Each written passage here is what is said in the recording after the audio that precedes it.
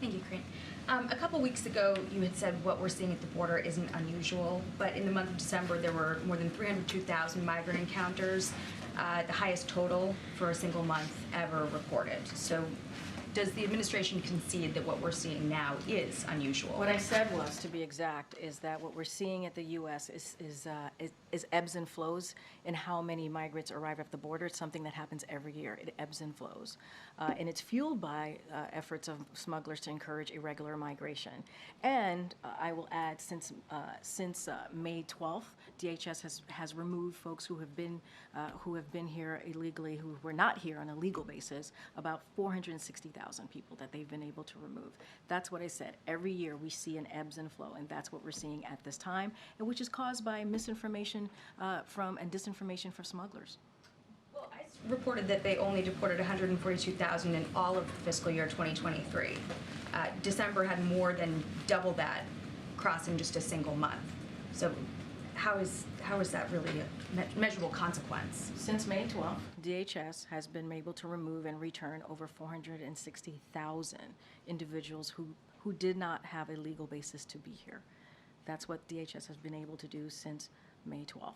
And I will remind you, that just last week we had Homeland Security Advisor Sherwood Randall and Secretaries Biden and Mayorkas meet with the Mexican government just last week, and it was a productive conversation.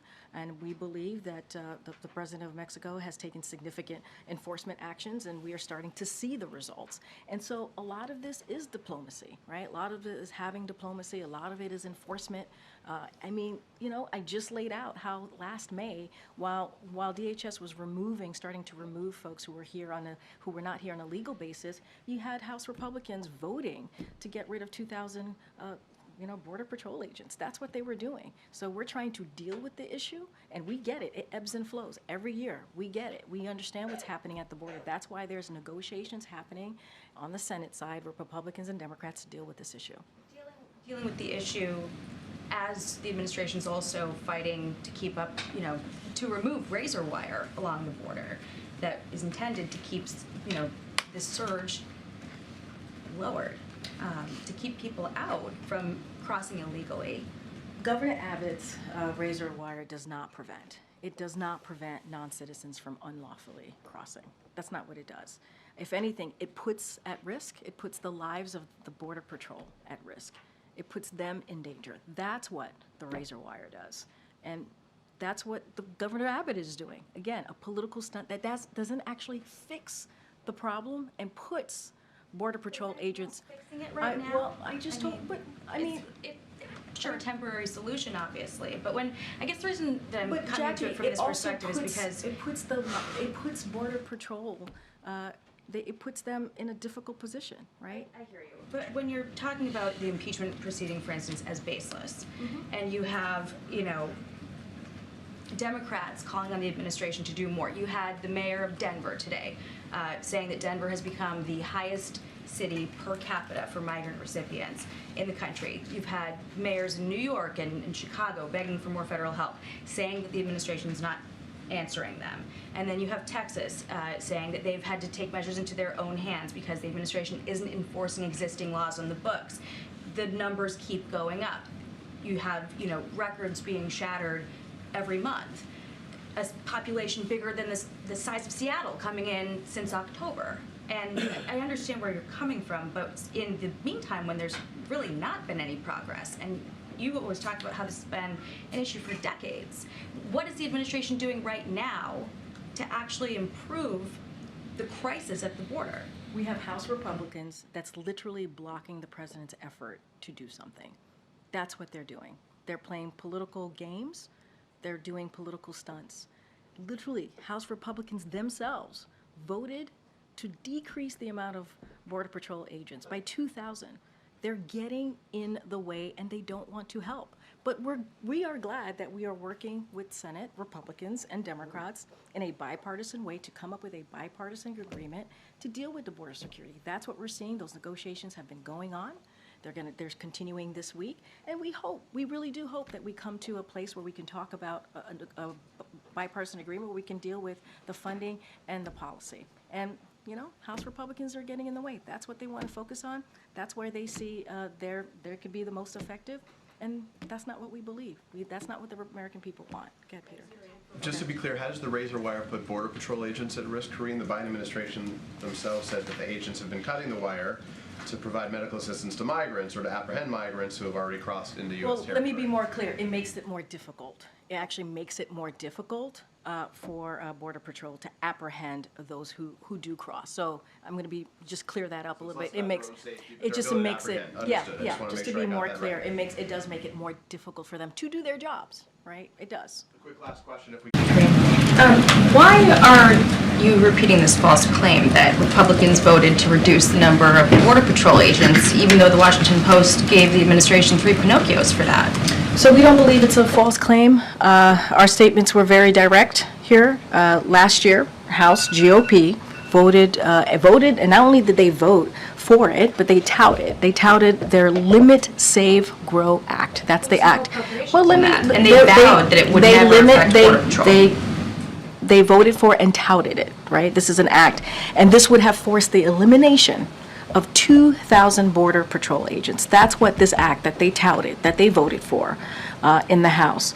So that was their proposal, and that was what they voted for back in May. They clearly stated at that time that Border Patrol, also veterans' benefits and entitlements would never be impacted by any of the reductions. And also, the bill never had any appropriations in it. So this claim that you guys are rolling out, it's the White House applying White House math to a bill that never had any appropriations. And moreover, the administration, or the members in Congress who, put this together vowed that it wouldn't affect policing. So the reason I ask is because it's just, to voters, don't you think they know the difference between, what is a truthful statement and what is spin? And is it insulting to them at all to keep saying it when it's just not true?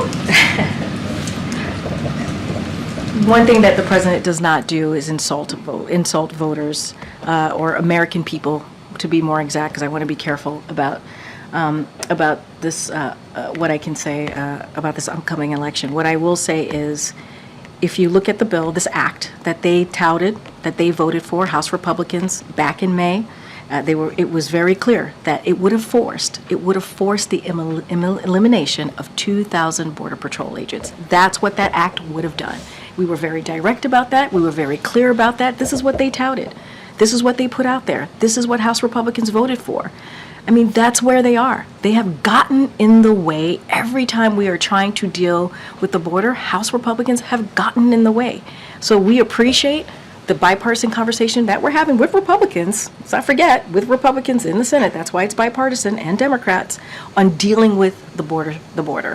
House Republicans get in the way.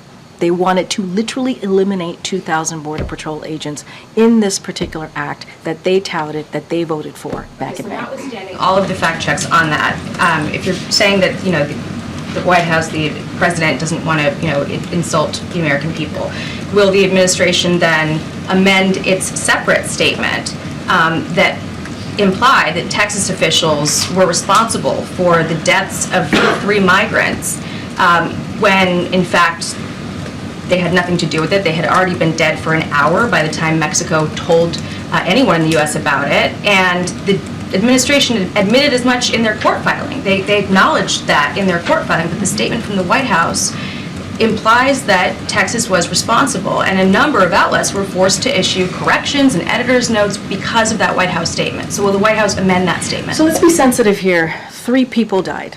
3 migrants died. 2 children and a woman. That was devastating. Devastating situation, heartbreaking situation. So let's be really mindful of what we're talking about here. I want to take a step back and just as you're talking about our statement, look, as I mentioned, a woman and 2 children died. They drowned near Eagle Pass, which is, as I said, devastating, and that Texas officials blocked Border Patrol from accessing the area. That's what was happening at that time. Our statement is consistent with DOJ's filing. As the DOJ filing said, there was an ongoing emergency situation that Border Patrol was blocked from accessing. There were other migrants in the water as well. But I'm just saying there was separate. There was an ongoing. The White House statement the White House statement says that Texas officials blocked U.S. Border Patrol from attempting to provide emergency assistance. There were other migrants in the water. Then why wasn't that included in the statement? There were other migrants in the water. That's what you were referring to. Our statement is very much consistent with DOJ filing. Anything else specific you want to know about that, I would certainly refer you to DOJ. Okay, Jackie. Thank you, Karine. What is the administration's response to the 14 House Democrats who voted with Republicans the other day to denounce the, quote, open borders policies of the Biden administration? What do you mean? What's our comments on what? Would you have a response to 14 Democrats in the House believing that the president has open border policies? Well, look, we've been very clear. We want to deal with what's going on at the border. That's why we're having these conversations, these negotiations in the Senate with Republicans and Democrats. The president understands that this is an issue that matters to the American people. And we feel like those conversations that are happening, those negotiations are headed in the right direction. And so the president understands. He put the border security, right? So that's part of the supplemental. His request on funding for border security was part of that national security ask, that emergency ask. So we believe we need to do more. The president understands we need to do more. And we see Republicans and Democrats in Senate want to do more. Is it still the position of the administration that the border is secure? Our position is that we need to do more at the border. We have to do more at the border. That's why these negotiations are currently happening. That's our position. And is it the position of the administration that the efforts to impeach Secretary Mayorkas are unconstitutional? What we believe is that what House Republicans are doing is playing political games. That's what we believe. And they're not doing their jobs, the jobs that the American people want them to be doing. And let's not forget, they won't even let Secretary Mayorkas even testify. They want to impeach him, but they're not even allowing him to testify. And so it is shameful. That's what we believe. It is shameful. And what we'd encourage these House Republicans to do, and this is something that we saw coming out of the midterms in 2022, American people want to see Republicans and Democrats working together to deliver for them, to address the issues that matter. That's what we would rather see. On the constitutionality portion, though, I saw that there was a memo that came out that was touting this open letter from constitutional law professors making the argument that impeachment based on policy disagreements is unconstitutional. So is that the approach the administration is taking to this? What letter are you speaking to? There was an Ian Sams memo that went out, and it was included an open letter from a number of constitutional law professors who were arguing that impeaching a cabinet secretary on the basis of policy disagreements is forbidden in the Constitution. Well, I'm going to let my colleagues' letter stand for itself. I've been very clear on how we feel and what we think about these impeachment proceedings, and a proceeding that is not even allowing Secretary Mayorkas to testify. I'm just trying to gather, though, because it came to us from the White House, obviously, that is this something that the administration is going to fight in court on a constitutional basis, that this is not something that could happen? Yeah, and I will say I'm going to let my White House colleagues at the counsel's office respond to that. Okay. Thank you, Karine. Why go to Brownsville, Texas, specifically? Look, I think the president, and I said this at the top, and I've said this many times, he wanted to show that it was important for him to go down there to hear from Border Patrol agents, to hear from first responders and what's going on the ground. He's been to the border before, recently in this administration, and he also wants to lay out the work that he has been able to do with senators in a bipartisan way. We were able to come forward to the American people, push forward a bipartisan bill that dealt with the border, the challenges at the border, that also dealt with a broken immigration system. We were able to do that, and as I've said many times, it's supported by the Border Patrol Union, U.S. Chambers of Commerce, and that is not something that you see every day. But what ended up happening is that Republicans rejected it. They rejected it because of the last president and the politics around the last president. And so, look, the president's going to, we actually even said that once that bill was killed by Republicans, that American people are going to hear directly from the president. Well, The reason I ask is because Brownsville is one of the slower sectors. In the month of February, they averaged, I think, 17 illegal crossings a day for a little more than 450 in the month. The number one sector has had more than 14,000 in the same time period. This administration has often criticized Republicans when they go to the border and hold similar press conferences as saying that they're doing publicity stunts and photo ops. So how is this any different? Oh, it's very different. What House Republicans have done is nothing, absolutely nothing. If anything, they consistently get in the way. They consistently get in the way of what the president is trying to do to get more resources. They are turning this into a political stunt by listening to Donald Trump and saying that they need to kill it. This is what they've been doing, and making it political. Where the president got his team, directed his team to work with senators, both Republicans and Democrats, to get a bill done. But the president's not going to actually see the parts of the border where it's actually really bad. I think you're missing the point. The point is the president actually did the work to get a bipartisan bill done that deals with an issue that the majority of Americans care about. He did. It dealt with border security challenges. It dealt with immigration policy. He actually did that. Republicans got in the way. They rejected it. Well, Republicans in the House got in the way, and then it was rejected because of what they were told by the last president, by Donald Trump, to kill it. They literally, Jacqui, put politics ahead of the American people. That's what they did. What do you say to people, though, who think that this is just an election year stunt? Finally hearing about the border after it's been a problem for the last 3 years. Here's the thing. Here's what I would say. On the first day of this president administration, he put out a comprehensive immigration policy to deal with this issue. He did that on the first day. That was his first piece of legislation. I would hope the American people would see how serious this president was or is about fixing this issue. Not only that, spent 4 months having a bipartisan conversation, doing negotiations to come up with a bill, with a proposal that was, again, approved by the Border Patrol Union, right? That's supported by U.S. Chamber of Commerce. We don't see that. And that's because of the president's direction of what he was able to do, because he got involved and worked with Republicans and Democrats in the Senate. And then when we got this bill done, by the way, it included a lot of things that House Republicans wanted. When we got that done, it was rejected because of politics. I mean, that's where we are.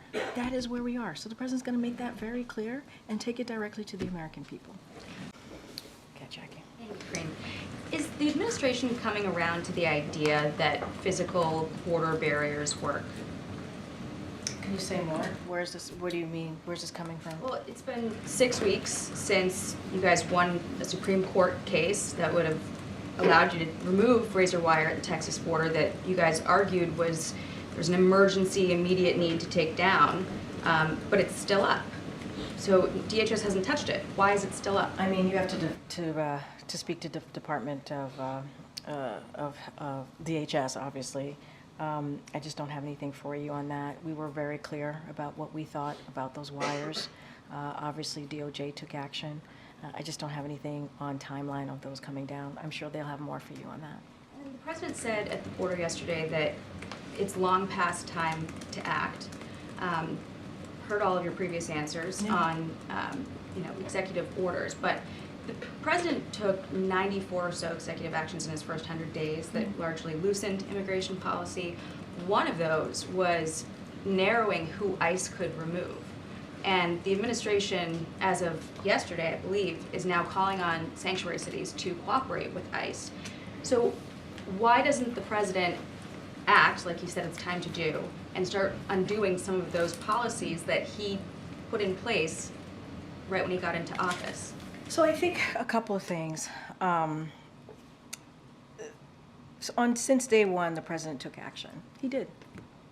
He put forth a comprehensive immigration policy, and he did that because he understood what was happening, right? He understood that the immigration system was broken. He understood that we needed to take action, and he did.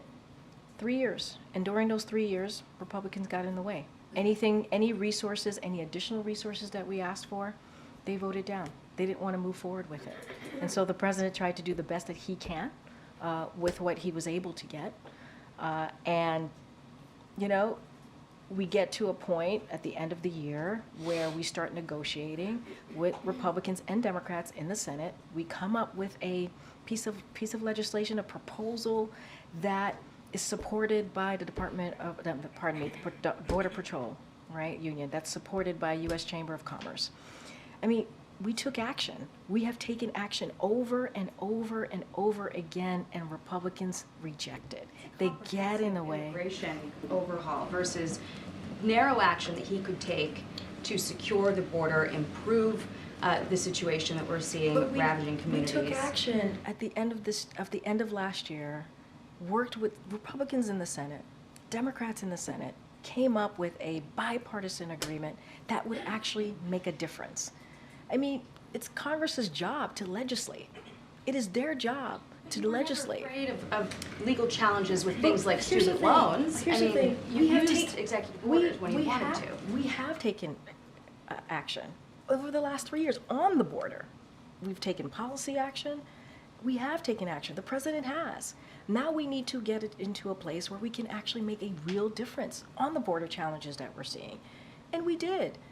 I mean, this is Republicans getting in the way because of what they were told by the former president. That's shameful. That is. You know, we're talking about the American people getting things done for the American people. Majority of the Americans care about this issue. They care. So the president worked across the aisle to get a piece of a proposal done that was negotiated in a bipartisan way that's getting support from organizations that you would never dream would support. He's shaming people for not acting. He's also not acting. I'm so sorry. That is so false. He has taken action. He has taken action. Republicans rejected it because of the last president. That is not what is going on here. It isn't. I mean, they told on themselves. Republicans told on themselves and said that the former president told them to not move forward with the bipartisan border patrol deal. So they told on themselves. Executive action he can take? We're saying that the best way to move forward is legislation. That's with any issue. The best way to move forward is legislation. Put that into law. And we have a bipartisan agreement that would do that. By the way, the bipartisan agreement, that border deal, has provisions in there that these House Republicans want. These congressional Republicans have been asking for years. So what's the problem? What's the problem? Is it politics or is it the American people? That's for them to answer. Okay. Thank you, Karine.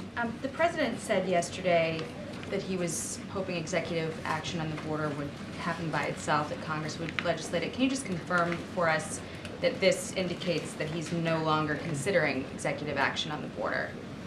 Well, the president has been very clear, and I've been very clear. Anytime I've asked about executive actions here, the bottom line is, in order to actually have change, extensive change, real change, comprehensive change, that Senate bill that was negotiated between Republicans and obviously Democrats in the Senate would have been the best way to go. It would have been the toughest, fairest piece of legislation, law, if you will, if it had been moved and the president was able to sign it into law.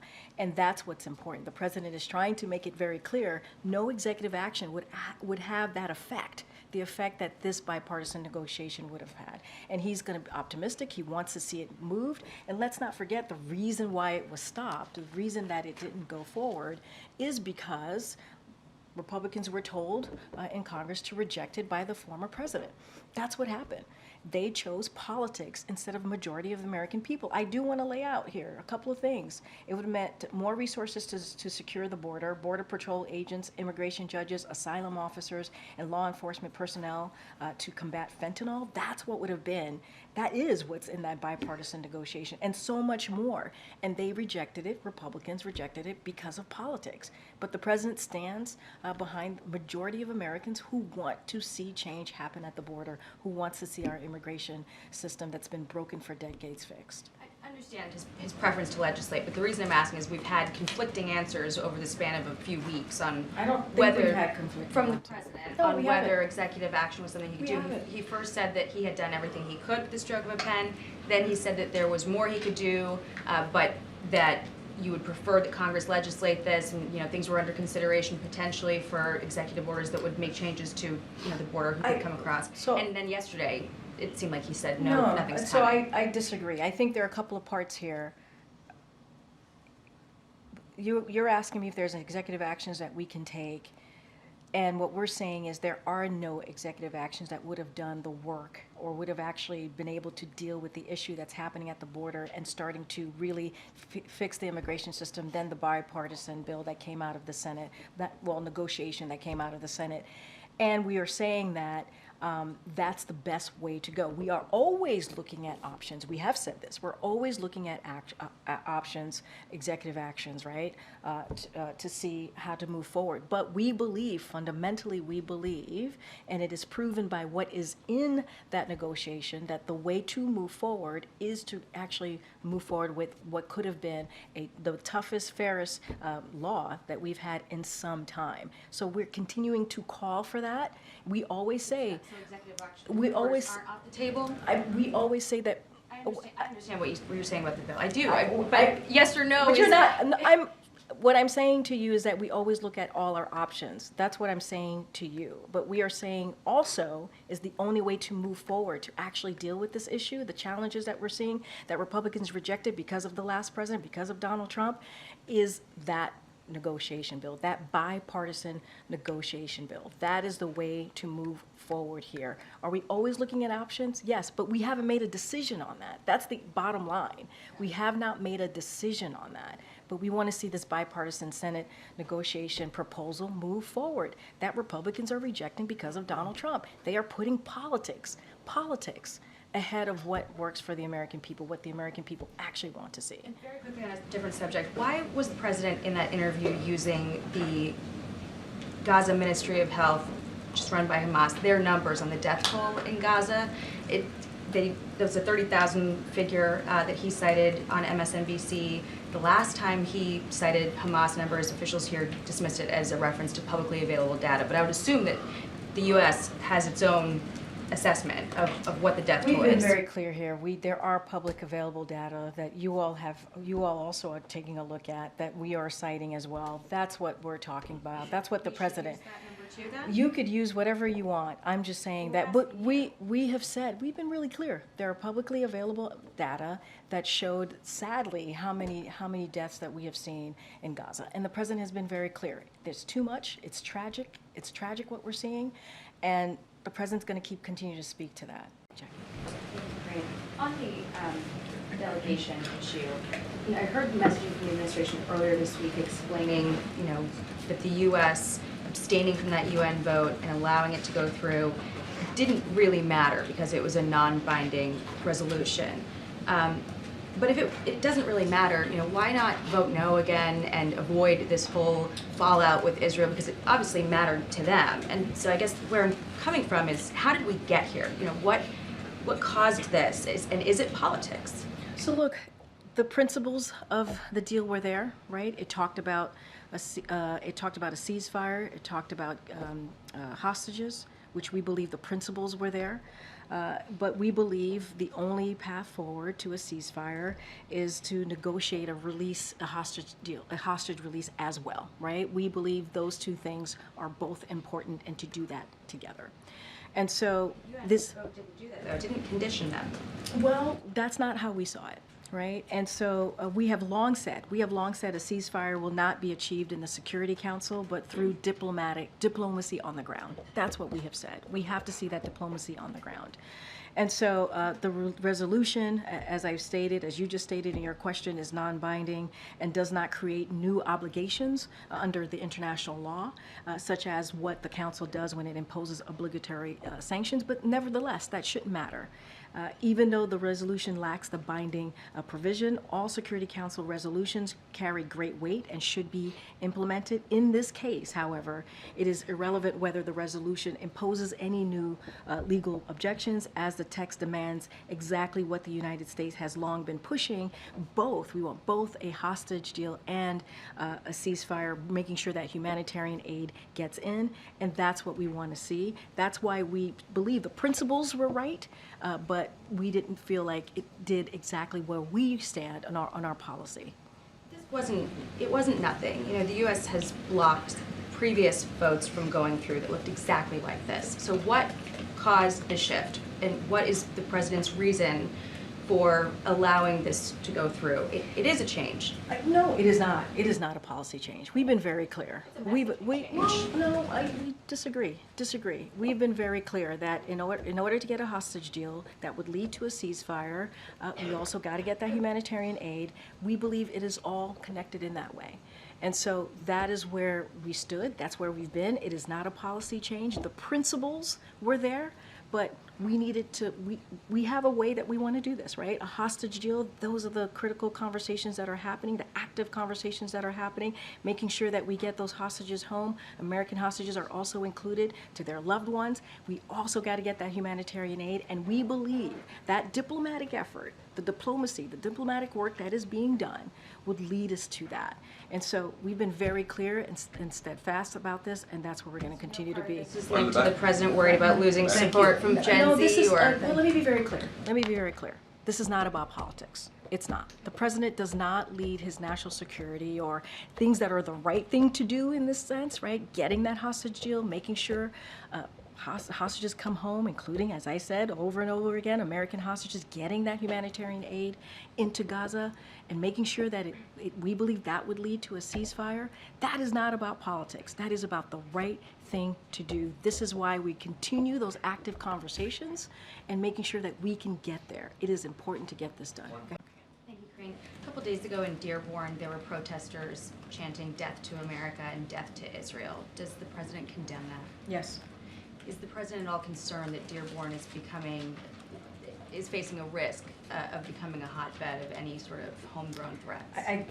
I don't have any intelligence to share with you on that. Obviously, that's something that we're always very vigilant about, but don't have any national intelligence to share with you.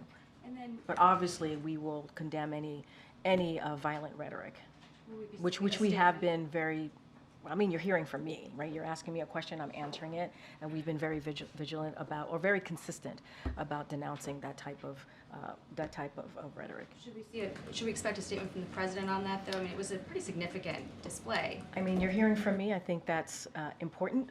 The other part, too, that I do want to be very clear about, peaceful protest is something that the president has also been very clear that is important to give folks space to peacefully protest. But any type of violent rhetoric, we are going to denounce. And then on some of the comments he made today, did the president mean to essentially accuse Republicans of murder? I mean, the language that he was using to describe opposition to the Affordable Care Act, the quote was, they want to terminate the Affordable Care Act. Terminate, well, guess what? Killing millions of Americans.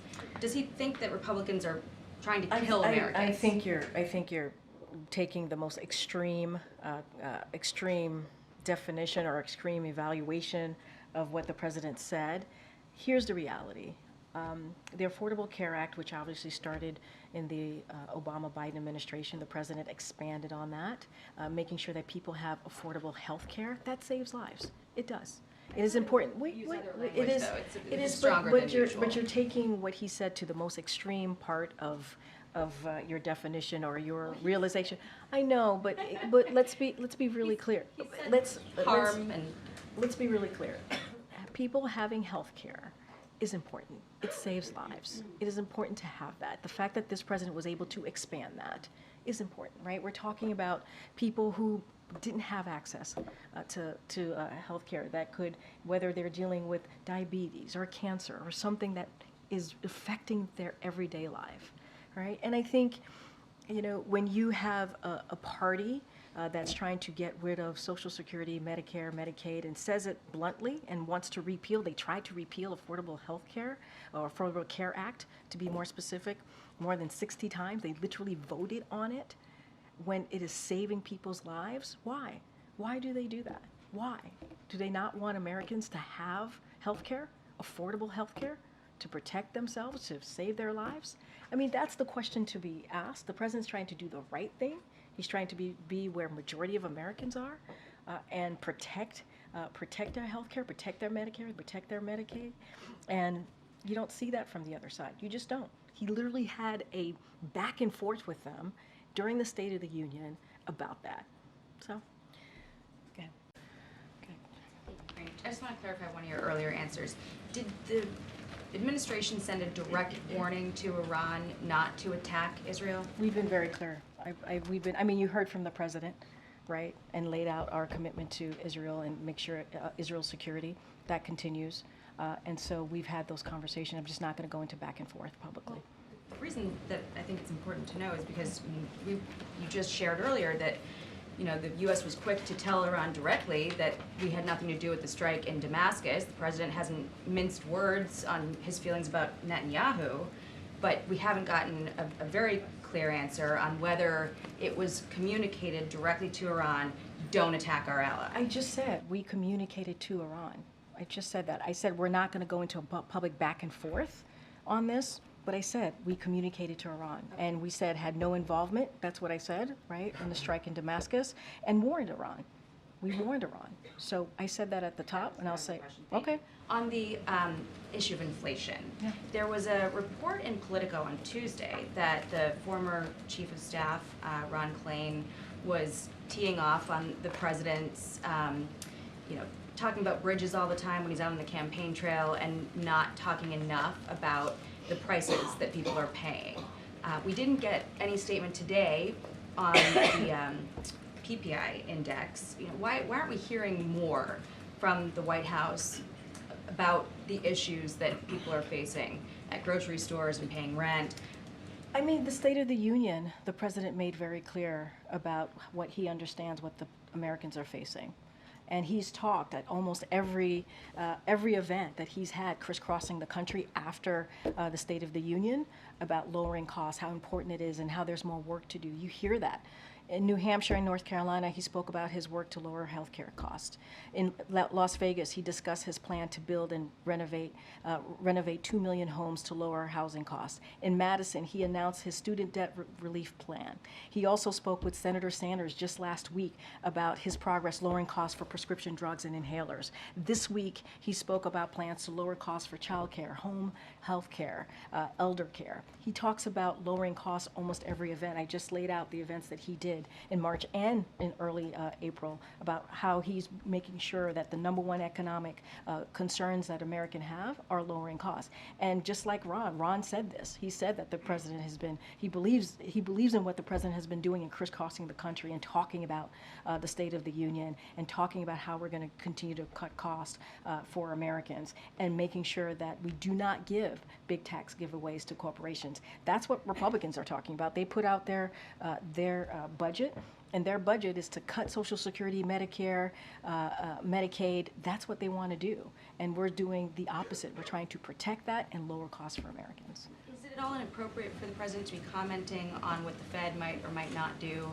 with interest rate cuts? So look, the president, unlike the last one, has been very clear about giving the Fed the space to make independent decisions about how they're going to move forward on their monetary decisions. The president has always been very clear about that, and he'll continue to do so. And in his comment yesterday, he was also clear. He said, we don't know what the Fed is going to do, and he was simply reflecting on public interpretation of recent data, but he also said, we do not know what the Fed is going to do, and we've always given them the space to make those decisions, those monetary decisions independently, and make sure that, again, they have the space to do that.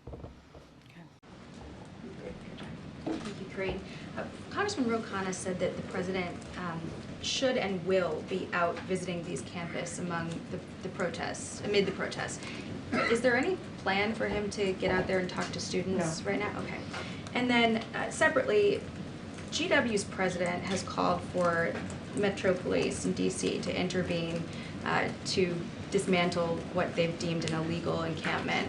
And D.C. police have so far refused to respond to that call. It's happening in the president's backyard. Is there any reaction from the White House on what should happen? So that is something that I'm going to leave to the local law enforcement and the universities. That's for them to figure out, for them to work it through. They know what is happening on the ground, and we've always been very clear about that, and we'll continue to be clear about that. We're going to continue to call for peaceful protest. Dissent cannot lead to disorder, and so going to continue to be very, very clear as the president has been, as I have been, and so many of us here in this administration has been. Any idea why DC police would not respond to this call? I would refer you to the DC police. That's something for them to speak to. The back. And then, just lastly, on these reported plans for the U.S. to bring over Palestinian refugees potentially, is there anything you can tell us about where we are in the works with that? And what I know it would depend on coordination with Egypt, which so far has been resistant to cooperate on this. What can you tell us about those plans? I don't have anything further to announce. I know I was asked this question a couple times last week. Just don't have anything else to share. Good, Steve. Okay, Jackie. Thank you, Karine. On the border bill, Schumer isn't even allowing amendments, and this exact text failed before. So how can this be seen as anything other than a cynical attempt to try to show Americans that Democrats care about the border? I mean, I don't know how cynical, I don't understand how that would be cynical when it sounds like Senator Schumer is trying to do his job and move forward a piece of legislation that had bipartisan support, that was negotiated in a bipartisan way that majority of Americans care about. He's trying to move that forward on behalf of not just, obviously not just of what the negotiators wanted to get done in that bipartisan way, but also this is something that the American people want to see. They want Congress to take action on this particular issue. I'm not sure why that would be cynical. Well, because this exact text failed, and he's not allowing for any changes. Look, I'm going to let Senator Schumer do the work and move that forward. It is his decision to make that decision. We support it, obviously. We've been very clear about supporting that, about wanting to see that negotiation, that plan move forward. We want to see that happen. We want to see that happen. Now it's up to Republicans to decide if they want to deal with this issue that matters, again, to majority of Americans. You opened the briefing by saying it's up to Republicans to do something to solve the problem or continue to use it as a political issue. The president has the authority to do something about this unilaterally. Congress is in a divided government right now. Why isn't he doing anything? Well, why should he have to do it unilaterally? Why should we do it in a legislative way? And let's not forget that negotiated. I know, to undo some of. Wait, so you're right. He took many executive actions before, but in order to deal with what's happening at the border, in order to deal with a broken immigration system, you need law, you need legislation, you need it to happen in a bipartisan way, and it was negotiated. There was an agreement in the Senate. Republicans and Democrats came together. You just said it's divided, to be more clear, and they came and they did that. And so that matters. We've been able, during this past 3.5 years, to move forward in a bipartisan way on many legislation. So this one is important. Why can't we do that here? Well, just because in the framework through which it's coming up again, not allowing for any changes, no indication this vote's going to be any different, and it looks like, if anything, bringing up this vote again and setting it up to fail again is really just an indication that Democrats know that they're vulnerable on this issue. So here's what I'll say, is that I'm going to leave it to Senator Schumer, I'm going to leave it to Senate leadership to speak to the votes, to speak to the process and how they're going to move forward. That is literally something for them to talk about. What I will say is it is long past time to get this done, to get this moving. We were able to get a bipartisan negotiation, a plan forward on an issue that many Americans care about, on an issue that matters for our immigration system, for what's happening at the border, and that's a good thing. And so Senator Schumer, and we support this, wants to move this forward. We want to see this move forward as well. The senator is very good at this.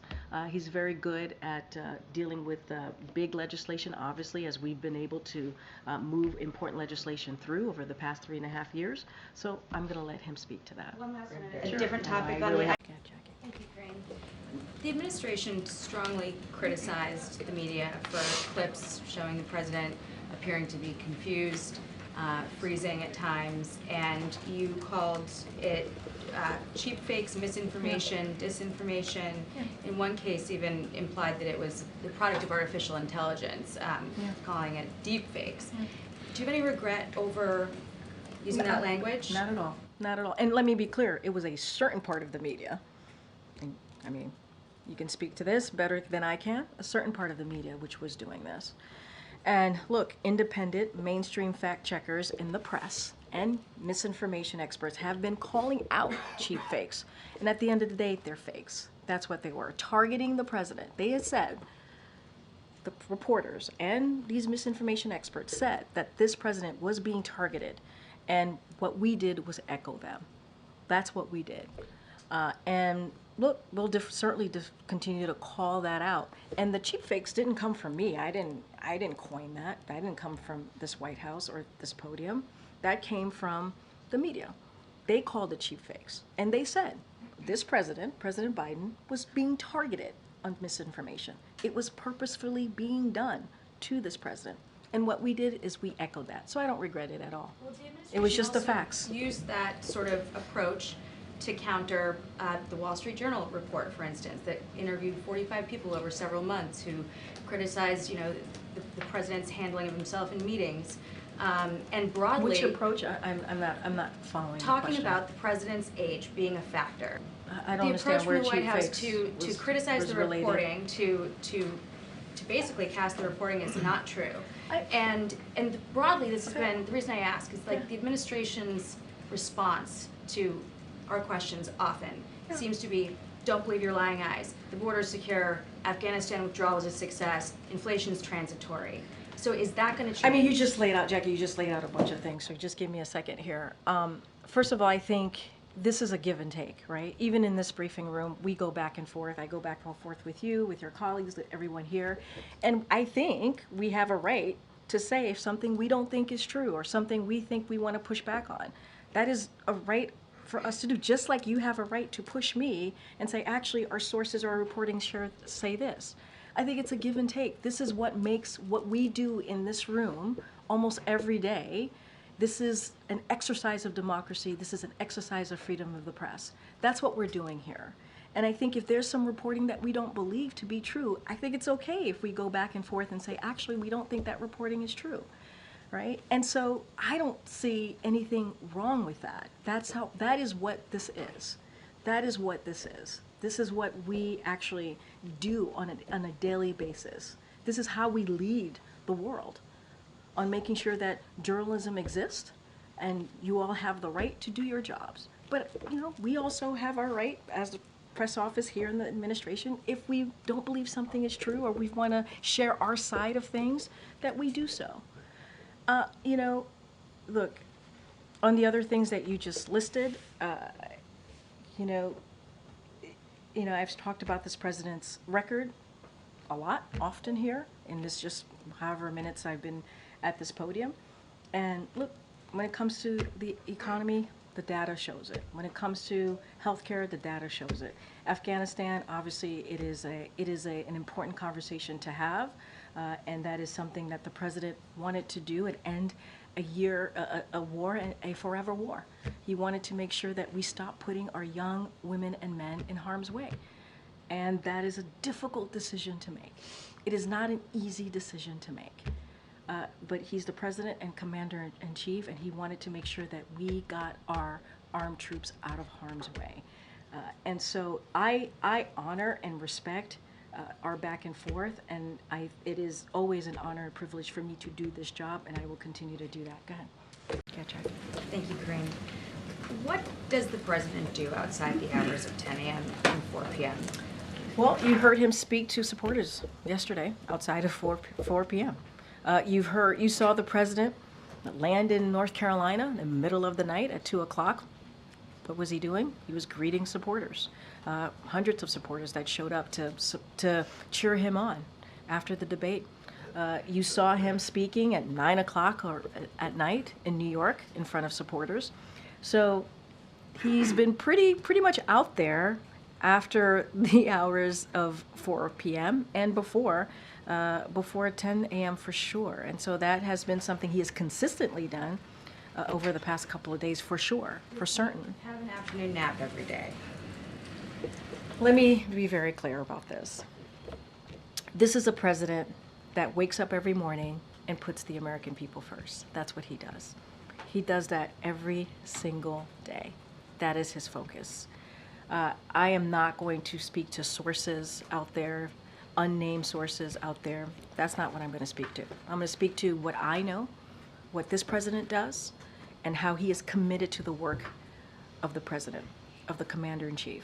And his record clearly lays that out and speaks to it. And that's what he's going to continue to do. The American people first, and delivering for them. Can you also? Thank you, Karine. Is this Supreme Court proposal just an election year gambit?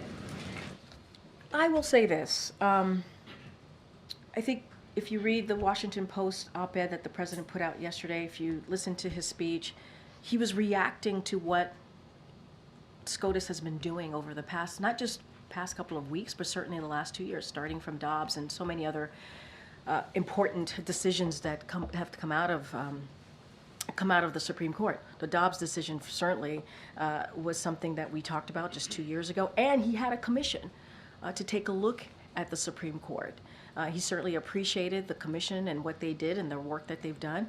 But when you have, a Supreme Court, and the president actually gave examples, right, of what the decision of immunity that they made recently, what that means for the president of the United States, and what we're seeing right now is not normal.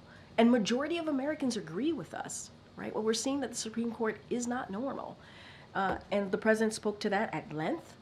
He went to the LBJ library because of the historic nature of that library, the 60th anniversary of the Civil Rights Act, and there's so much here that's at stake, and so that's why he wanted to do this. This is about the right thing to do. This is about meeting the moment that we're in. This is about reacting to what the SCOTUS did. He said in his op-ed, American democracy is founded on the rule of law. No one, not the president, not the Supreme Court, are above the law. And in the wake of the Supreme Court ruling, for example, it grants presidents immunity for crimes committed in office and gut fundamental freedoms recognized for more than 50 years. And so he wanted to take action on that. And, But why would he not then read in top Democrats, including the Senate Judiciary Chair, about this effort? Here's the thing. Majority of Americans want to see this. They want to see some form of reform. And the president is certainly want to make sure that he is aware we're majority of Americans. I will say, and I talked about this a little bit yesterday when we were in a gaggle, a range of conservative legal experts and Republican elected officials have voiced support, for example, term limits, which was part of what the president laid out yesterday. For example, last year, a bipartisan group of legal experts, including retired judges and Charles Fried, Ronald Reagan's Solicitor General, endorsed term limits for the Supreme Court. Stephen Calabrese, the chairman of the Federalist Society, who served in the administrations of Presidents Reagan and George H.W. Bush, he also endorsed term limits. You had Marco Rubio, a senator right now, right, a current senator, endorsed this as well, along with other congressional Republicans. So there is bipartisan support for this. I'm trying to understand how we got to this in the last week, because you brought up the president's commission. His commission also found on term limits that a statutory change for term limits, for instance, would be inherently unstable, underscored constitutional doubts, said that the composition would generate greater uncertainty and distress. The president himself, on the campaign trail in 2020, said about term limits, presidents come and go, Supreme Court justices stay for generations. I'm not trying to change that at all. That was 2 different days he spoke to this. So how did we get there?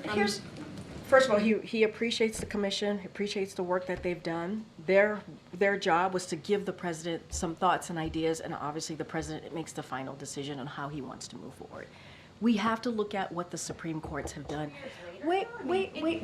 That was 2021. Okay, but you gotta let me answer the question. I'm not done. Let me finish the question. In the past several weeks, the actions that the Supreme Court has taken in undermining democracy and the rule of law, that's important. The president felt he needed to address this. Remember, we were supposed to go to LBJ Library 2 weeks ago. And we went 2 weeks ago this past Monday, yesterday. And so the president still wanted to move forward, still wanted to make sure he addressed this important issue. I mean, just a few weeks. These past endorsing eliminating the filibuster then. I mean, look, he laid out the 3 ways that he wants to move forward. We're going to have hopefully a healthy debate with Congress on what this is going to look like. This is going to be legislation that we want to move forward with. And look, And I will say this, one of the reasons the president ran in 2020 was because of what he saw in Charlottesville, was because of the fear of, wanting to make sure that we protect the soul of our nation. That was part of it. And just look at what's happened, the last several years and the actions that the Supreme Court has taken. I mean, this is a president that was on the Judiciary Committee for almost the 36 years that he was president, right? If you think... Yes, on the filibuster? No, I actually answered this. I said, we're going to have a healthy debate with Congress on what this is going to look like. The president laid out the 3 ways that he sees moving forward. There's not going to go beyond those 3 measures that he's laid out, but we're going to have a healthy debate, and that's what's important here. Filibuster's no question. I just said, we are going to... Welcomes a question on filibuster. We welcome a healthy debate on how to move forward. He put forth three ways to move forward on this, on really dealing with SCOTUS reform. And I just laid out some conservative legal experts who agree with us, at least on the term limits. They've been very clear as well. Thank you, Karine. Just following up on Sungmin's question, could you sort of give us an idea of how much the president's schedule has changed since the ticket changed? Because if you look at what we look at, the big event on Tuesday was a phone call. The big event today is a lunch. Tomorrow, we don't know what he's doing. Friday, he heads to Delaware. It lends itself to the appearance that he's done governing. No, he's not done governing at all. I think that appearance would be false. It would be a misled appearance. I understand the question, but I will say we were in Austin on Monday. We were obviously in Texas. We went to Austin, we went to Houston. He went to pay his respect to the late Congresswoman. He went to Austin to make a very important announcement as we went back and forth on this yesterday on SCOTUS reform, which is something that majority of Americans want to see. We got back. We landed on Marine One on the South Lawn at 1 o'clock in the morning, took some questions. That was something that he wanted to do. Took a couple of questions from press. We were out for about 12 hours. He continues to meet with his team today. And as I said, you will see him later this week. You will hear from him directly later this week. And I think, again, I'm going to throw Matt Visor here into the conversation. We are recalibrating. I mean, that is very true. I mean, there is a change in just him stepping down for re-election. He's still very much the president. And we're trying to figure out what the next 6 months are going to look like. But we are committed. The president is steadfast on continuing to build on the unprecedented record that he has had with the vice president over the last 3.5 years. That doesn't change, but just give us a beat, and we certainly will be out there. And the president does want to continue to speak directly to the American people. You will see him. Why haven't we heard from him, for instance, on the news unfolding in the Middle East? We heard from Secretary Blinken, we heard from Secretary Austin, we heard from the Vice President. It would be something that ordinarily we'd expect to hear from him. Stay tuned. I just said that you're going to hear from the president later this week. And look, I think when it comes to the Middle East, when it comes to foreign policy more broadly, this is a president that has a record to stand on when it relates to making sure we're putting the national security of the American people first. This is something that he's done, making sure that we re-engage with our allies and also our partners. We saw what happened in the past administration.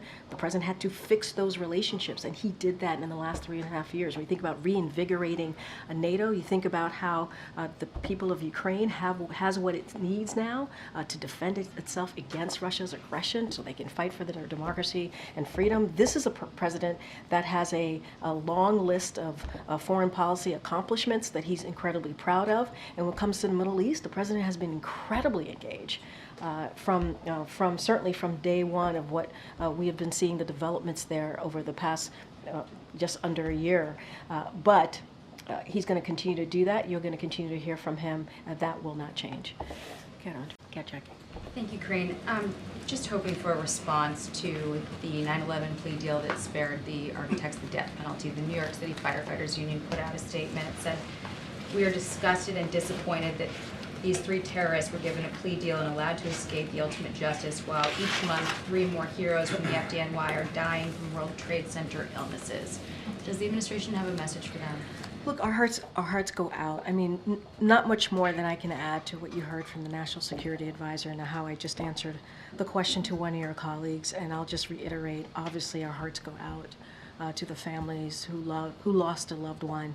We didn't have a role in this. This was not something that we were involved in. And so we are determined to make sure that they get justice, these families get justice. I just don't have anything else to add to what the National Security Advisor just stated from here moments ago. And then on the Vice President's presence tonight, is she going to be around for any of the evening when we expect the detainees to come back to the U.S.? Is she going to be part of this? Again, Jake Sullivan, National Security Advisor, just literally confirmed that she would be part of this when they land tonight at JBA. And so the president and the vice president will be there to greet them. So you just heard this from Jake Sullivan. And I wanted to follow up with Jake, but didn't have a chance. It sounded like he almost took a swipe at the vice president, said that if Joe Biden wasn't in the Oval Office, I don't think this would have happened. Was that a swipe at her relative inexperience or some sort of... Oh, I see what you're saying. They're partners in this. Joe Biden and the vice president are partners in this. You heard him say that the vice president played a critical role in this diplomacy at a number of key moments. She met with the Chancellor of Germany in Munich to help pave the way. She also met with the Prime Minister of Slovenia to help bring them into the negotiations. They were partners in this. And then you'll see her tonight join the president to welcome back those Americans who were unjustly imprisoned in Russia. And that is going to be an important moment, a critical moment, but they worked together on this. And I think what Jake, not to say what he was saying, but he was very clear, this is a president that has had a long history in government, more than 50 years as a senator, as a vice president, and now as president. It is because of his understanding of the world and the relationships with these leaders that he has had, he's been able to build back up our partnership with allies, right, and also partners. But let's not be very clear here. The vice president has been a partner in this. I just listed out how critical of a role that she played in key moments very, very recently. So they're partners, and I think that is what we want to make sure that is very, very clear to all of you. Okay. Yeah, Jackie. Thank you, Karine. Sure. 31% of... Good job on... Thank you. It had wings and now it's dead. 31% of... I killed a bug. You're welcome. It was very anyway. It was very dramatic. Someone had to do it. I know, and the job was done. The job was indeed done. Thank you. You got the job done, for sure. Thank you. 31% of registered voters said in a New York Times Siena poll that they still need to learn more about Vice President Harris. So why is she spending so much time trying to define Trump and link him to Project 2025 rather than define herself? I mean, look, those questions, obviously, those are campaign questions. You would have to ask the campaign, and that is for them to speak to. And what I will say is, what I can say is that as far as contrast, a contrast can't be more clear. It couldn't be more clear. If you think about 4 years ago, America was reeling. It was reeling. In a once-in-a-generation pandemic, it was isolated from the world stage. Crime was up. The middle class was sidelined. We saw an insurrection on January 6th in 2021 that the former president led. And so, and you think about today, where we are today, 3.5 years later, we're leading the strongest economy in the world. You hear the comeback stories in places like Milwaukee, to Dayton, to Scranton, Pennsylvania. And so we have done what people said we couldn't do, which is turn the economy around, turn the country around, be a leader on the world stage. And I think it's important for Americans to know and to be reminded where we were and where we are. And look, and the president certainly agrees with her. He agrees with her, her leadership, her policy decisions. He agrees with her when it comes to making sure that, we need to make sure that we stop what Maganomics, right? When you think about the $4,000 tax hike on working Americans. You mentioned Project 2025. That's something Republicans support. is a radical idea, a radical policy agenda that's going to do more harm to the American people. Trump has repeatedly disavowed it, distanced himself from it. I mean, And I said Republicans. That's something that Republicans support. so this is not anymore being cast as something that Trump embraces? You just get that straight. I mean, look, you asked me a couple things. You asked me about the contrast, why she continues to make the contrast. You have to talk to the campaign on her strategy and how they're moving forward. I laid out for you the contrast could not be more clear where we were when we walked into this administration, when the president walked into the administration, where we are today. And that's because of this leadership of this administration, the Biden-Harris administration. Project 25 is something that Republicans, I'm not going to speak to the president, the former president on this, but that Republicans are pushing. It's a radical idea. We're talking about more radical abortion bans, cuts to law enforcement, cuts to education, repealing Affordable Care Act, and repealing the Inflation Reduction Act, which, by the way, beats Big Pharma, which is something that many elected officials tried to do and couldn't get done. The Biden-Harris administration tried to get it done.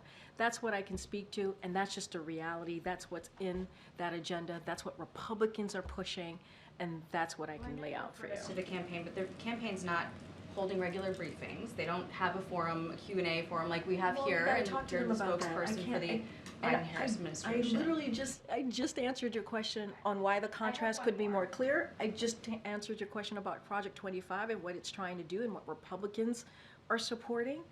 I just laid that out. I don't think it was the question I asked, but I do appreciate the answer. No, you asked me why the vice president's campaign, the Harris campaign, is not doing X, Y, and Z. I said to you, you gotta talk to the vice president's campaign, and that is, there's the hat check. I gotta be mindful to that. You know that. That is, I can't answer that question. How about I try one different way? But I can talk to contrast. You asked me about contrast, and I just laid it out. Thank you. I appreciate that. Does President Biden define Vice President Harris as a progressive Democrat? Look, the vice president has been a critical partner to this president. All you got to do is look at the record and what we have been able to do in the past 3.5 years, the Biden-Harris administration has been able to do. You think about the economy, you think about healthcare, and you think about these really important generation-changing legislation that are now laws, obviously. I just talked about beating Big Pharma. That's important. That was the Inflation Reduction Act that only Democrats voted for. Now Republicans want to repeal. They want to take that away. Taking away lowering cost for the American people. And so, to be clear, lowering cost on medical care and pharmaceutical drugs and also energy bills, right? That's two really big part of the Inflation Reduction Act. The president is not going to be labeling the vice president. She has her policies that she is, obviously, that he's in line with, that she has put forth in the past week or so. He supports her, he believes in her leadership, and that's what I can share with you. We are allowing for a contrast with Trump, but not a contrast with other Democrats, because Senator Bernie Sanders, for instance, said that he still views her as a progressive Democrat. He said that she's, in fact, not abandoning her ideals, but making a pragmatic play toward the center to win the election. And that sends a chill down the spine of some people who might be in the middle or to the center right, considering her. And when she's been trying to position herself as a more moderate figure now than she was in 2020, where does she stand exactly? So, first of all, the senator is going to speak for himself. That's for him to speak to. I'm not going to get into I agree or disagree with him. What I can tell you is this president believes in her leadership and believes in her bold policy agenda. That is something that the president is in line with her on, right? And we're talking about strengthening the middle class. That's what we believe her bold policy agenda continues to do. And that's important. You hear the president talking about building economy from the bottom up, middle out, and strengthening the middle class. We're in line. More economic opportunity. The president wants to see that. And we're talking about like tax cuts for working people, fighting corporate pricing gouging, lowering costs, having the wealthy pay their fair share. We're in line. We're in line with what the vice president is putting forth. Her bold policy agenda to make sure that we do not leave people behind. I'm not going to stand here and label the vice president.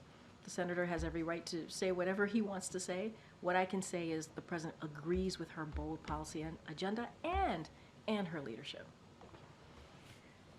Thanks, Karine. One more on the Trump hat. What did the president do with it? Did he keep it?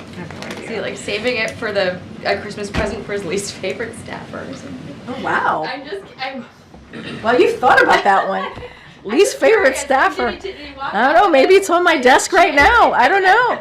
Okay, on a heavier note, about the economy. There's a new analysis by the Republicans who are on the Congressional Joint Economic Committee. They looked at 7 battleground states, and according to their analysis, the average household is paying for the same basket of goods and services on average about $1,000 more per month compared to January of 2021. And the numbers are pretty stark in places like Nevada and Arizona. It's almost $1,200 a month. Georgia, it's $1,075 a month. North Carolina, $1,017. Has President Biden's policies positioned the vice president poorly in these states to win this election? So I'm not going to get into the election. I'm not going to get into her path to victory and what it does for, it's just not something that I'm going to speak to from here. What I can speak to is where we are now. Inflation, core inflation has gone down. That is important to note because of the work that they've been able to do. You see gas prices going down almost 50%. That's important. You see wages are rising faster than prices are. Nearly 16 million jobs created. And what I will say, so we have done the work to see progress in fighting inflation and lowering costs. But we do understand, we're not, I hear the numbers that you're telling me, we do understand that there is more work to be done. There's more work to be done. And that's why we're going to do what we can to lower cost by investing in record energy production, for example, building 3 million new homes, capping prescription drugs, cutting taxes for the middle class. Middle class is a president that talks about building an economy from the bottom up, the middle out, and not leaving anybody behind. And we have to talk about what congressional Republicans are trying to do. Raise costs by nearly $4,000 for the middle class. That's what they're doing. They want to cut Social Security and Medicare while giving breaks to billionaires and corporations. That is such an unpopular thing to do, and they continue to want to push that forward. They won't stop talking about it. They want to, no. Oh. We went through all of that. Yes, we did. We went in the midterms. We went through all of it. We saw flyers and plans from leaders of the Senate Senate Republicans. We saw that. We saw the back and forth with the president at two State of the Unions where certainly he pushed back on that and made them say that's not what they wanted to do, but that's what they were saying they wanted to do. They wanted to cut Social Security and Medicare. They've been very clear. This is not just the last 3.5 years. This has been for some time now. And they want to get rid of the Inflation Reduction Act that none of them, by the way, voted for, that beats Big Pharma. They want to get rid of that. That's going to lower cost for Americans. We're talking about important drugs, cancer drugs, diabetes. We're talking about capping insulin at $35 a month for seniors that pay more than $400 a month. You had Lael Brainerd say that we've turned the page on inflation, but American families aren't feeling that to the point where the vice president didn't even directly answer the question in the debate. Do you believe that Americans feel they're better off than 4 years ago? Look, we have made progress in fighting inflation. That is something that we have seen from the numbers, from the data. That is a truth in truth, right? I believe that the VP highlighted on how we are better off, on how off now, as well as her plans to build on that progress. That is something that she talked about. How are we going to build on that progress? And you know, I said this moments ago. We can't forget what this administration inherited: an economy that was in a tailspin. That's what we inherited. It was paralyzed because the former president did nothing. Did nothing during one of the once-in-a-century pandemic. He did nothing. Donald Trump did nothing. We took action and now our economy is stronger than ever. We're out competing China. That's something that we did. Let's not forget, when we took over, violent crime we saw violent crime, murder at its highest in the former presidents last year. And now it's at a 50-year low because of the work that we did. And it started with the American Rescue Plan. Again, no Republicans voted for it. They didn't want to vote for something that had money for local communities, local police enforcement to actually have the funding they needed to get more police officers. They didn't vote it. Just say yes to that question. You're going to have to speak directly to her team. What I saw is she laid out how to build on the progress that we've made. That's what we saw. That's what she's talking about. That's what she talks about. Building on the progress that we have made. We had to fix what the Trump administration did. On the gun event today, what kind of gun does the vice president have, and when did she buy it? That's something for her office to speak to. The reason I'm asking is because you have this event today, but the VP, as district attorney, sponsored Proposition H in 2005. It would have banned handguns within San Francisco city limits and required that residents turn in the handguns that they already owned by a certain deadline or face mandatory jail time. But she's out on the campaign trail now saying that she's a proud gun owner and is not going to take away your guns. So can the White House get us an answer on that? Because she hasn't, and her campaign officials also haven't answered that question, even on television. Look, a couple of things here. When it comes to the VP and owning a gun, she can speak for herself. The campaign could speak for that. Her office can speak for that. That's for them to speak to. It is not there's no conflict here when we're saying that we want to see responsible gun ownership. That's what we want to see, responsible gun ownership. I think that is what's important here. At the end of the day, gun violence is an epidemic in our country. Think about our schools, our grocery stores. It's an epidemic. We have done the work. We have seen violent crimes go down because of the work that this president and this vice president has done. There's an office to prevent gun violence, and that is something that she leads. But we're asking for responsible gun ownership. That's what we want to see. That's what's important here. And if people don't understand that, I don't know how to further even explain that to them. Our kids, our schools, there's an epidemic here. There's an epidemic. There are drills happening in our schools right now. That's something that the president's going to speak to. That is traumatizing some of our kids because of this epidemic. And so that should be the focus. How do we make sure that we end this epidemic? We want to see responsible gun ownership. That's what we want to see.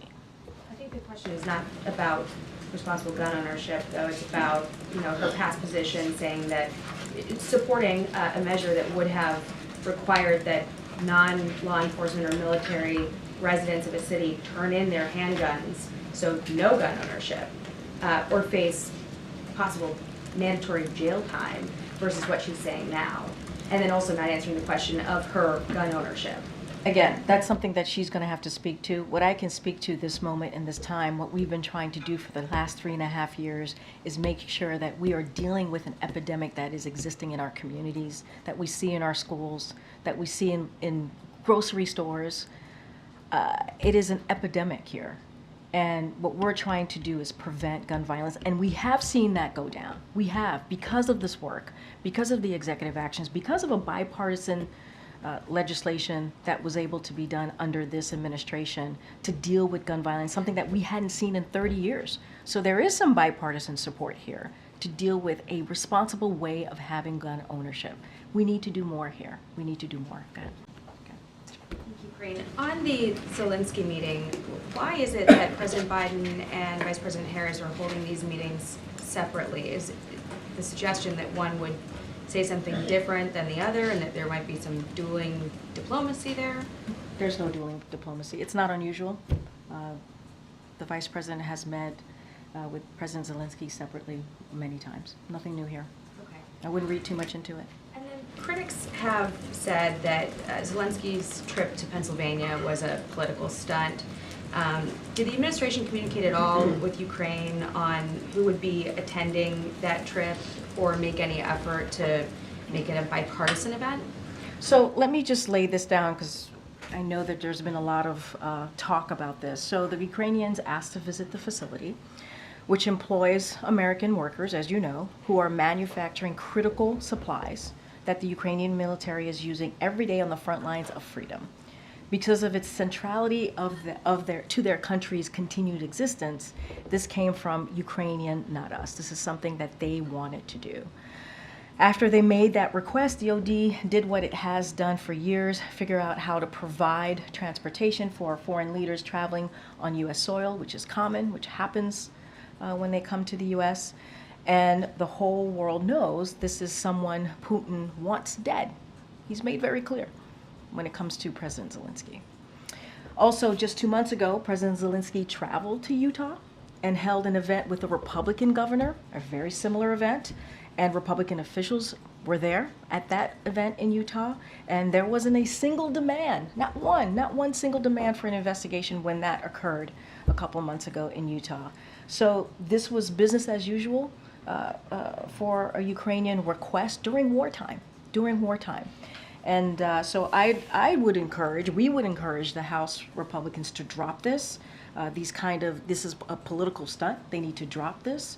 And anything else, I think I gave a lot here, a lot of good layout of how this all occurred, but anything else specific, I would certainly refer you to the DOD. Just clarifying, though, that the administration didn't, or the campaign, I guess, didn't play a role in determining the guest list because they're claiming that having no Republicans there in a battleground state made it effectively a campaign event. This is something that Ukrainians asked for. They did this a couple months ago in Utah with a Republican governor, and Republican elected officials were there as well. We didn't hear any type of investigation request when we went to a Republican state. The president and government officials to Lima to the APEC summit. I'm sorry, what's the? Are members of the Trump team traveling, or are they going to be in Lima? You're going to have to ask the Trump team. I can only speak for the president. Yeah. Go ahead, Jackie. Just to follow up on the pardon question, is a commutation also still off the table? For who are you talking about? Oh, no. I mean, we're not. That's not what we're going to do. So you had said on Air Force One that the president would not consider a commutation of his sentence. Yeah, you're saying that still stands? Yeah, okay, that great. stands. Yeah. And then I heard you earlier in the briefing talking about the pandemic's role in the outcome of this election. And it sounds like that is being looked at internally as potentially one of the causes of this outcome. But Richie Torres, the congressman, tweeted, Donald Trump has no greater friend than the far left, which has managed to alienate historic numbers of Latinos, Blacks, Asians, and Jews from the Democratic Party with absurdities like defund the police or From the River to the Sea or Latinx. Is the administration, the campaign, the Democratic Party looking at the pandemic as the cause rather than, is that easier than looking in the mirror? Let's step back here. I think I've been, and the president and the vice president has been pretty clear in understanding that the American people have spoken and respecting that. I think we have tried to be incredibly respectful of what happened 2 nights ago. And we're going to continue to do that. And I'm not going to speak to every person in the Democratic Party who has an opinion or a thought. I'm just not. It is not something that I'm going to do. I talked about the political toll on incumbent parties around the world as a data point, right? As something that we have seen pretty consistently with G7 allies in this time. And obviously, one of the things that occurred was the pandemic. It did. It caused disruption. It caused the supply chain to be disrupted and and caused the economy to be turned upside down.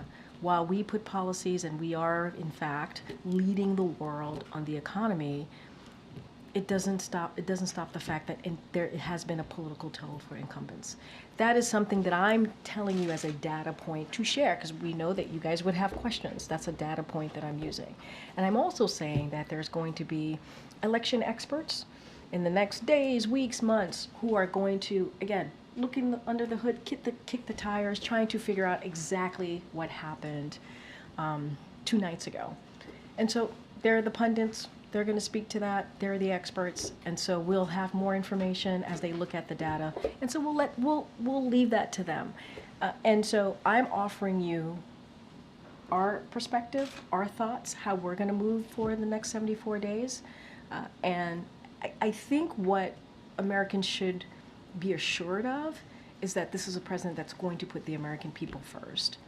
That's what people can be assured for. Is that examination happening at all inside, though? Because as Gabe mentioned, you know, this administration messaged to millions of Americans that they're going to wake up the day after the election if Trump won and have their rights stripped away, that democracy would crumble, and the president said today we're going to be okay.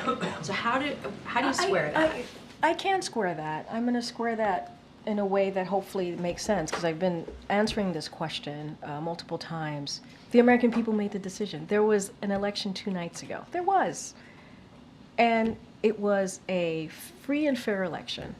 And we respect the election process. We do. And Americans spoke. And so the job of the president is to make sure we respect that. The job of the president is to make sure that we have a peaceful transfer of power. That is what the American people deserve. And that's what we're going to, it's not complicated. It's truly as simple as that. As simple as that. The president called the president-elect, invited him to the White House. You know why? Because that's customary. That is customary. That is what you do. If you respect what the American people decided, that's what you do. And that's what the president's going to make sure that the Trump transition has what it needs, which is being led obviously by our chief of staff here. Why? Because the president wants to lead by example. It's not complicated. It really isn't. And, you know, that's important. By example, is the message to people who are fearful based on what the messaging was about the stakes? Well, now you're just twisting everything around, and that's really unfair. No, it is. No, Jackie, it's unfair, because I've been standing here trying to be very respectful to what happened the last 2 nights ago. Being respectful. I've been standing here saying that we respect the decision that the American people made. I've been standing here and saying that the president's going to put the American people first. I've been standing here talking about how the president's going to make sure that they get what they deserve, which is a peaceful transfer of power. I do not appreciate having my words twisted. That is, I have been very clear, very clear about what the president wants to do, and the vice president. We want to make sure that we deliver for the American people. They deserve a peaceful transfer of power, and that's what you're going to see. Thanks, everybody. Have a good